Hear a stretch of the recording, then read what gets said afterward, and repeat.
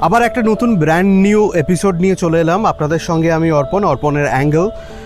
আজকের শোটা একদম অন্যরকম। প্রথম দিন ক্রিকেট করেছিলাম, কেমন লেগেছে অবশ্যই আপনারা অনেকেই মতামত দিয়েছেন। তবে আজকে বিষয়টা হচ্ছে যে বাংলা ছবি, টলিউড সিনেমা আর ধূমকেতু প্রসঙ্গটা অবশ্যই আনতে হবে, কারণ রাজ্য সরকার অনেক রকমভাবে দারুণ একটা উদ্যোগ নিয়েছেন যে প্রাইম টাইমে বাংলা ছবিকে রাখতে হবে, প্রত্যেক হলকে একটা নির্দেশ দিয়েছে এবং তারপরে অভাবনীয়ভাবে কিন্তু একটা সাফল্য ধরা দিয়েছে।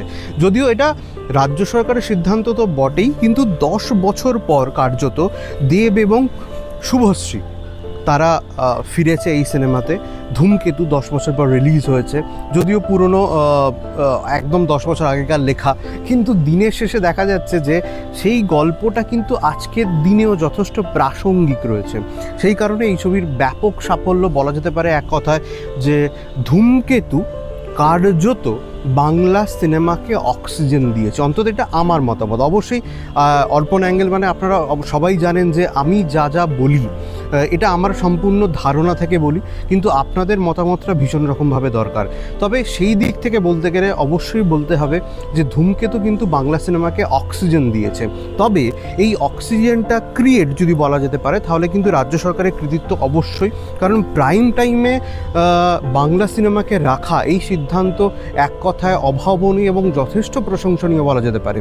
তবে এই যে বারবার কথা উঠতো যে বাঙালি হলে যাচ্ছে না, ওটিটির মধ্যে সীমাবদ্ধ হয়ে গিয়েছে, রিসেন্টলি ব্যাক টু ব্যাক যখন সিনেমা রিলিজ করলো তখন কিন্তু এই ট্রেন্ড কার্যত ভেঙে দিয়েছে। নন্দিতা রায়, শিবপ্রসাদ মুখোপাধ্যায়, তাদের সিনেমা দেখার জন্য লোকে হাউসফুল হয়েছে। সৃজিত মুখোপাধ্যায়ের ছবি ছিল। এই যে কৌশিক গঙ্গোপাধ্যায়ের ধূমকেতু কার্যত সব রেকর্ড ভেঙে দিয়েছে। বাংলা সিনেমার ইতিহাসে এই রকমভাবে বক্স অফিস হাউসফুল, কোনো সিট ফাঁকা নেই, এই রকম ঘটনা নজিরবিহীন বললেও বোধহয় কম হয়। কারণ যেভাবে ধূমকেতু আলোড়ন ফেলে দিয়েছে সমগ্র বাংলা সিনেমাতে বা বাংলা ইন্ডাস্ট্রিতে, ডেফিনেটলি আরও এরকম ধূমকেতু হোক। ধূমকেতু 2 আসবে কিনা আমি জানি না। সেরকম দেব কিন্তু কোনো সারা শব্দও কিছু বলেনি, সরাসরি আবার নাও বলেনি, কিন্তু কৌশিক গঙ্গোপাধ্যায় বলেছেন যে ছবিটি কিন্তু সম্পূর্ণ রয়েছে। তবে ধূমকেতু 2 আসবে কি আসবে না সেটা অনেক পরের কথা। তবে আজকের যে প্রসঙ্গ যেটা বলা যেতে পারে সেটা হচ্ছে যে ধূমকেতু বাংলা সিনেমাতে অক্সিজেন দিয়েছে, এটা আমার মনে হয়। কারণ যেভাবে ধূমকেতু রিলিজ হয়েছে, মানুষ যেভাবে সাড়া দিয়েছেন, ভুলে গেলে চলবে না ওয়ার 2 চলছিল, রজনীকান্তের কুলি চলছিল, সেই জায়গায় দাঁড়িয়ে ব্যাক টু ব্যাক হাউসফুল, এটা কিন্তু নিঃসন্দেহে একটা বাংলা সিনেমার জন্য বড় পাওনা বলে আমার মনে হয়। তবে আমি চাইব আবারও নতুন করে বাংলা সিনেমা উজ্জীবিত হোক, এবং এটা আমাদের জন্য যেমন ভালো, তেমনি যারা সিনেমা প্রেমী তাদের জন্য তো ডেফিনেটলি ভালো, বাংলা ইন্ডাস্ট্রির জন্য ভালো।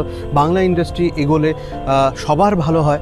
তো সেই দিক থেকে বলা যেতে পারে আজকের আমার টপিক যেটা ছিল যে ধূমকেতু কি বাংলা ইন্ডাস্ট্রি বা বাংলা সিনেমাকে অক্সিজেন দিল, আমার মনে হয় কোথাও গিয়ে সেই অক্সিজেনটা বোধহয় যথাযথভাবে দিতে পেরেছে। তবে এই অক্সিজেন ধরে রাখতে হবে, এবং ধরে রাখা ইন দ্য সেন্স কি বলবো, মানে এই যে ধারাটা বই নিয়ে যেতে হবে, না হলে কিন্তু এই কোনো জিনিস কন্টিনিউয়েশন না হলে সেটা আস্তে আস্তে নষ্ট হতেই থাকে। তাই আমি বলবো যে যেহেতু ধূমকেতু একটা অক্সিজেন দিয়েছে, এই অক্সিজেনটা নিয়ে যাওয়ার দায়িত্ব কিন্তু সকলেরই। তাই আপনারাও বাংলা সিনেমাকে সাপোর্ট করুন, হলে গিয়ে সিনেমা দেখুন, এটাই আমার আর্জি।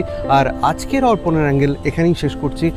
অবশ্যই জানাবেন কেমন লাগছে আমার বিশ্লেষণ, যদি খারাপ লাগে সেটাও জানাবেন, আর ভালো লাগলে তো অবশ্যই জানাবেন। আপনাদের মতামত আমার কাছে আশীর্বাদের মতো।